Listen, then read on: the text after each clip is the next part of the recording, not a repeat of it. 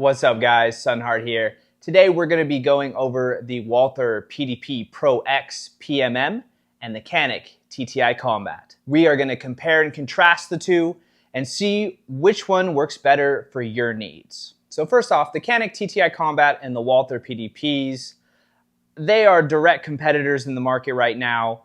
Personally, I gravitate towards the Walther PDP after trying both. I think the TTI Combat is a very good, flashy race gun, and I think the Walther PDP is more of a duty race gun hybrid. Now they both come with compensators, and I love that about each gun.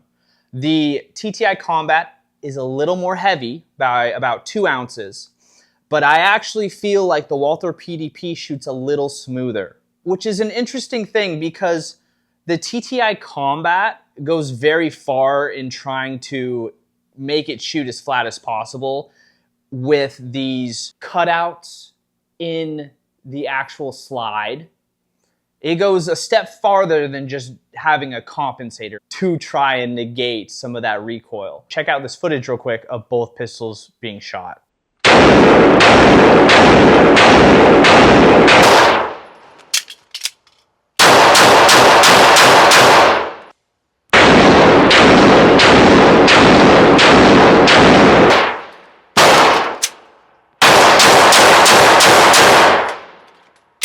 If you're just looking for a flashy race gun, I think the TTI Combat is a great choice for you. I don't think it's quite as versatile though as the Walther PDP.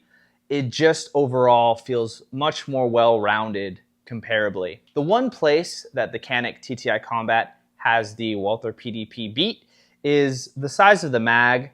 It is a 18+3. The Walther PDP is just an 18+1. So there is a little bit more capacity inside the TTI mags, which is nice. The iron sights on the Walther PDP sit fairly low, and they're circular dots, which makes it a little bit more awkward when you're point shooting. Your eyes don't quite adjust as quickly as opposed to what the TTI Combat has.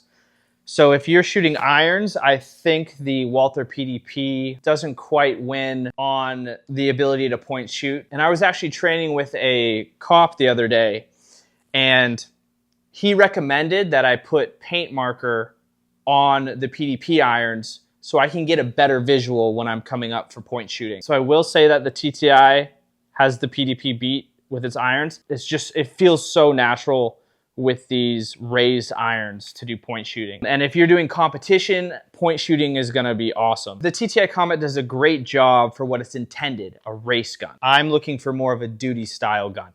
So the PDP has very good level 3 retention holster options with Safariland, and the TTI Combat just doesn't even have a designated holster yet for Safariland. So you would have to go somewhere else if you wanted a level 2 retention holster or a level 3 for the TTI Combat, and I didn't like that. As far as how it feels in my hand, the TTI Combat grip is very aggressive.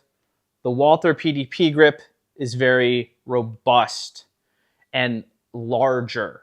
And for my hands that are pretty big, the Walther PDP feels a lot more natural. The Canik grip just simply isn't wide enough for my hands. If you have larger hands, I would recommend the Walther PDP. Even if you're considering the Canik TTI for a race gun, you're not gonna have a good time with this if you have larger hands. It just doesn't fit larger hands well. I've changed out the back sleeve and I've got the biggest grip on it, and it still just feels awkward. It just never feels quite right, and that bums me out because I really wanted this to work for my needs, but with the grip not fitting in my hand perfectly and its incompatibility with Safariland holsters right now, it just wasn't what I was looking for in the long run. And the Walther PDP had everything I possibly wanted. It had a larger grip, it had Safariland holster compatibility, and it just overall feels nicer to shoot. So I hope this starts answering some questions for you on which one is gonna work for your needs. Race gun duty hybrid. That's my final take on these two pistols. They are the same price too. Now, you could argue that, oh, this is a better deal because it comes with that goodie box with the budget red dot that I don't really dig. and a bunch of random goodies, but I feel like the goodie box for the TTI Combat is more of just a marketing ploy. There's nothing really of value inside of that goodie box besides the pistol itself.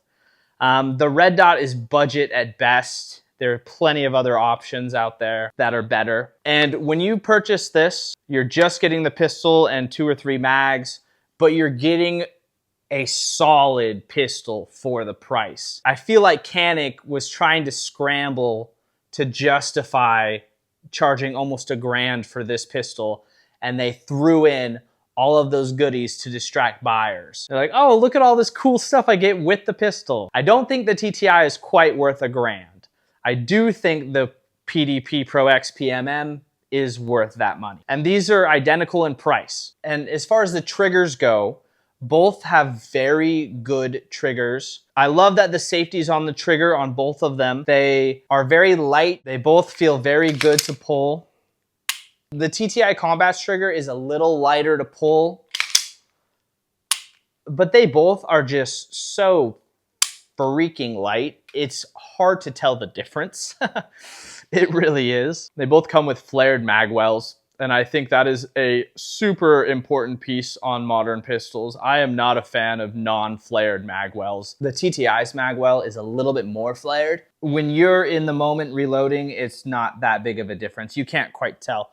They both get the job done. When I hold and when I shoot the Walther PDP, it just feels right, you know? So in my opinion, the Walther PDP Pro-X PMM beats the Canik TTI Combat by quite a bit. I think it comes down to hand size a bit too. It's like, if you have smaller hands, the Walther PDP might just not quite feel right, as opposed to me having the opposite issue with the TTI Combat, where it's just a little too small on my hands. I hope this helped with some of your questions about these. I certainly, if I had all the answers I do now, would have gone with the Walther PDP and never have bothered with the Canik TTI.